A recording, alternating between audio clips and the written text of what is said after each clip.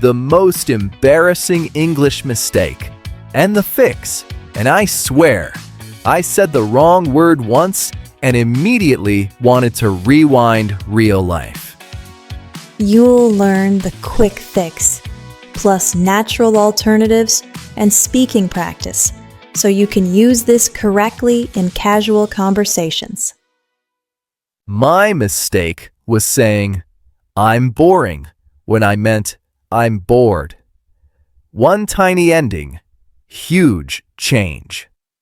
Because bored is your feeling, and boring describes the person that causes the feeling. I was at a hangout. Someone suggested a movie, and I tried to politely say I wasn't feeling it. And you accidentally announced you're a boring person. That's why people react so fast. Someone even comforted me. "No, you're not boring," which was sweet, but also awkward. This is a confidence topic. People respond to what you said, not what you meant. Quick rule: I'm bored equals my mood. This is boring equals the activity. I'm bored. Now, this is boring. Feel the difference. Mini drill. Situation: you're watching a long video and your attention slips. You say, "I'm getting bored." It sounds softer and more natural. Situation 2. You describe the video itself, not your mood. You say, "That video is boring," or nicer, "It's not really my thing." That "not my thing" line is gold for daily English. Clear, casual, not rude. And this isn't about sounding fancy. It's about sounding normal and friendly. Quick note: if you enjoy practical English like this, subscribe and like the video. It helps us a lot. Okay, let's expand the pattern, because bored, boring isn't the only pair. Think tired versus tiring. I'm tired is my feeling. That was tiring describes the thing. Or excited versus exciting. I'm excited is you. It's exciting is the event. This game is really thrilling. Exciting. Now, I'm really dashed to play. Excited. I'm thrilled because the bus is late. Annoyed and the thing. The delay is annoying. I'm blank because this is hard. Confused. And this explanation is confusing. Notice how these show up in everyday life. Videos, traffic, lines, chores, anything. And once you get it, your speaking feels smoother because you stop hesitating on the ending. Now, let's move into real-life phrases so you can avoid the awkward version completely. Now, why does this mistake feel so embarrassing? Because conversations move fast and people react to meaning immediately. When you say, "I'm boring," it sounds like a statement about your personality, not a temporary mood. Even if you're just tired or distracted, the listener hears a bigger message than you intended, and the vibe can shift in 1 second. The good news is it's a fast fix. And once you notice this pattern, your listening comprehension improves too. You'll start catching these pairs in movies, podcasts, and normal chats, and your brain will sort them automatically. That's a real fluency upgrade because you respond faster without translating every word. Sometimes you don't want to say "I'm bored" directly because it can sound blunt. Here are 3 casual options. I'm not really into it. I'm kind of zoning out, and I can't get into it today. They feel natural, and they protect the other person's feelings, which matters a lot in everyday social life. You can soften it with a reason, and it instantly sounds more human. I'm not really into it today. I've had a long day. Or, I'm kind of zoning out. I didn't sleep much. That small detail keeps the conversation friendly and makes your English sound more realistic. Let's role play. I'll suggest something, and Cody answers naturally. Listener, repeat Cody's sentence out loud right after he says it, like you're practicing for real life. We can watch it if you want, but I'm not really in the mood for a movie right now. Could we do something else? That sounds confident and kind. You didn't insult the movie, and you didn't insult yourself. You shared your mood and offered a different option, which is how everyday English conversations stay comfortable. Now let's practice recovery, because mistakes happen. If you slip and say, "I'm boring," you can fix it with a quick reset. "Sorry, I'm bored." Then add a normal follow-up like, "My brain is drifting," or "This isn't grabbing me." Fast correction is totally normal. Exactly. People self-correct all the time. The advanced move isn't never making a mistake. It's staying relaxed and continuing. When you keep your rhythm, the conversation feels natural, and you sound more fluent even if you had a small slip. Here's a mental check you can use in real time.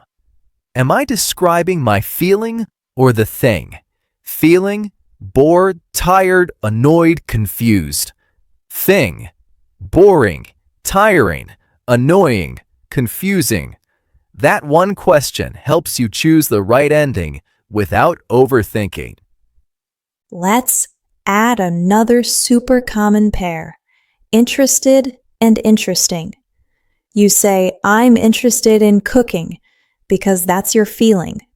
And you say, "Cooking is interesting," because that describes the topic. This comes up constantly because hobbies are a normal, friendly conversation starter. Quick choice game. Say the correct one out loud. "I'm interested in cooking," or "I'm interesting in cooking." I'm interested in cooking. And a very natural, casual version is, "I'm really into cooking lately." That word, lately, makes it feel like a real update about your life. Now choose, "That's interesting," or "That's interested." That's interesting. And to keep the conversation going, add, "That's interesting. Tell me more." It's simple, but it makes you sound engaged, which is a big part of casual fluency. "I'm getting bored. Want to do something else?" "This is boring. Let's switch it up." "I'm not really into this. Can we try something different?" Now, swap the topic each time. A show, a game, scrolling online, a long story. The goal is flexibility. When you have reliable patterns, you speak more smoothly because you already know the structure, and you can focus on the moment instead of searching for words. Here's a tone upgrade. Saying "this is boring" directly can feel harsh. A softer option is, "I'm getting a little bored," or "I'm kind of losing interest." That makes it about your experience, not a judgment of the other person. And you can add a positive next step. "I'm kind of losing interest. Want to go for a walk?" Or "Want to grab coffee?" Suggestions keep conversations moving forward, and they help you sound confident and relaxed. Let's practice time phrases because they make your English sound specific. Say, I'm bored right now. Then I'm getting bored. Then I was bored earlier.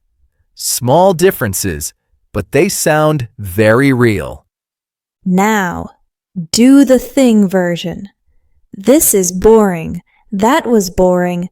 It gets boring sometimes. You're training your brain to switch fast, which is exactly what you need when a conversation moves quickly. Another everyday option is using verb phrases instead of adjectives. You can say, I'm not feeling it, or I can't get into it, or I'm checked out. These are casual and common, and they often feel less blunt than calling something boring. But keep it simple. Pick one phrase you like and use it for a week. Too many new phrases at once can make you freeze. One phrase you can say smoothly is more valuable than a big list that disappears when you're nervous. If embarrassment makes you go quiet, use a quick reset line. You can say, wait, wrong word, or I mean, and restate it. That tiny move keeps you in the conversation instead of stepping out of it. And if people laugh, laugh with them. A friendly line like, I meant I'm bored, my English betrayed me, turns it into a light moment. When the pressure drops, your speaking gets easier, and that's what helps you improve. Let's build a mini conversation you can copy. Imagine your friend is talking about a show you don't love. You can say, I watched a couple episodes, but I couldn't get into it. Or, I tried, but I lost interest.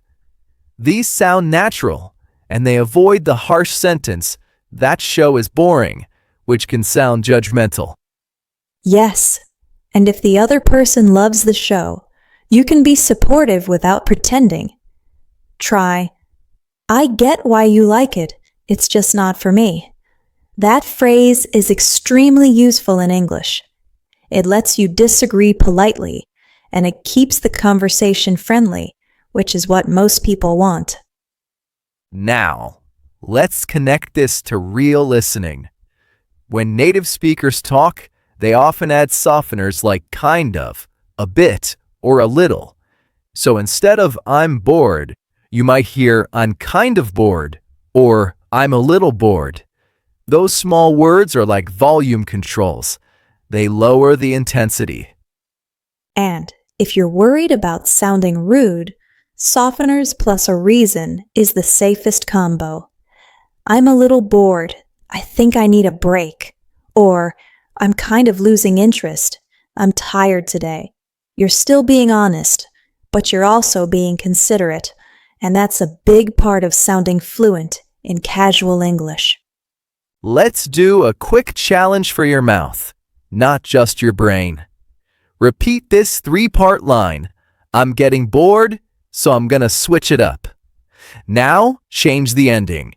I'm getting bored, so I'm going to take a break. Then, I'm getting bored, so I'm going to do something else.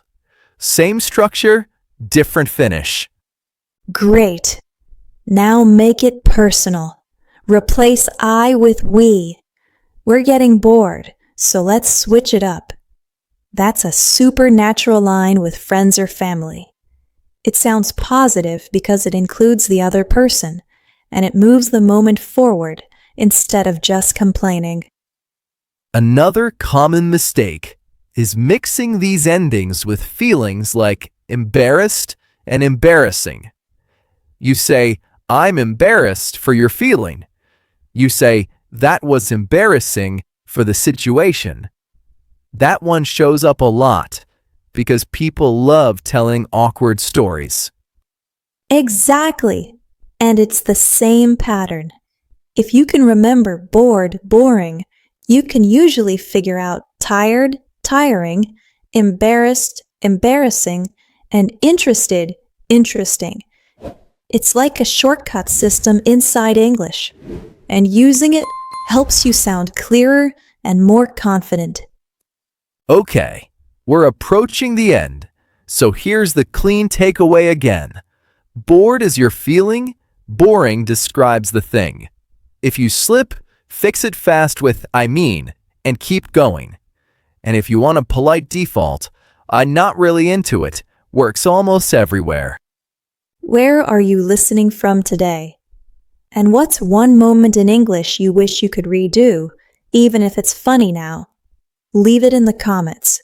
Your story helps other learners feel normal. Thanks for listening. Subscribe and like if this helped. And we'll catch you next time.